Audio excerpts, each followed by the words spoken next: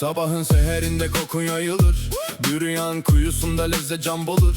Mezopotamya'nın kadim kucağı, Tillo'da güneşli hakikat doğur.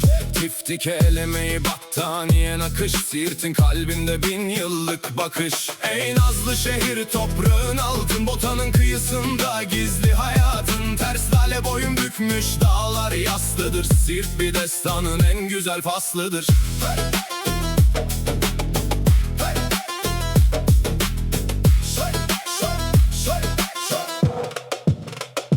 Şirvan'ın arıdır ballar pervari, çıtlatsam fıstığın gelir haberi. Perde pilavında saklıdır sırlar, bıttım sabunuyla şenlenir kırlar. Veysel Karani'ye uzanır yollar, duayla açılır gökyüzüne kollar.